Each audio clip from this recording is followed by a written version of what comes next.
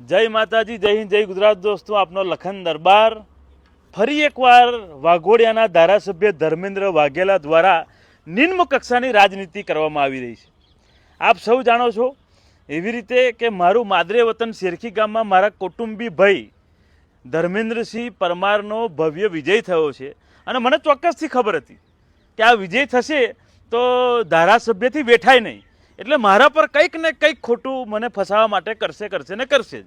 એવી રીતે આપ સૌએ પણ જોયું હશે કે દશરથ જે મતગણતરી થાય છે, જે સેન્ટર છે, એ સેન્ટર પર ભારતીય જનતા પાર્ટીના શેરખી જિલ્લા પંચાયતનો ઉમેદવાર અને કોંગ્રેસના શેરખી જિલ્લા પંચાયતનો ઉમેદવાર, એમના વચ્ચે જે ઝપાઝપીના દ્રશ્યો સર્જાયા બધાએ વિડીયોમાં જોયું છે, મેં પણ જોયું છે.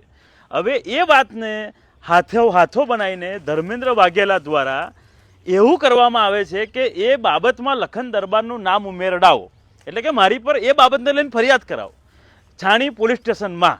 ત્યારે મારે આપ સૌને કહેવું છે કે આ મને બદનામ કરવા માટે આ ધંધો જ્યારે આ ધારાસભ્ય દ્વારા હર હંમેશની જેમ કરવામાં આવતો હોય, ત્યારે હું આપ સૌને કહેવા માગું છું કે મિત્રો, મા ભવાનીની સોગંદ ખાઈને કહું છું કે હું એ જગ્યા પર હતો નહીં. પહેલી વાત તો.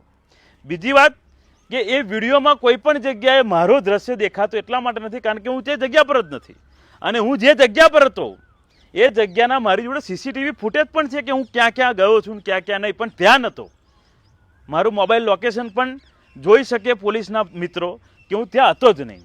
છતાંય મારું નામ હેમકેમ કરીને આમાં ઉમેરવાનો પ્રયત્ન થઈ રહ્યો છે. ત્યારે મારે પોલીસના અધિકારીઓને પણ કહેવું છે કે મહેરબાની કરીને સાચું કરજો. સાચું નહીં કરો તો તમારા સામે તમારા વિરુદ્ધ પણ લખન દરબાર હાઈકોર્ટ સુધી જવાની તૈયારી ધરાવે છે.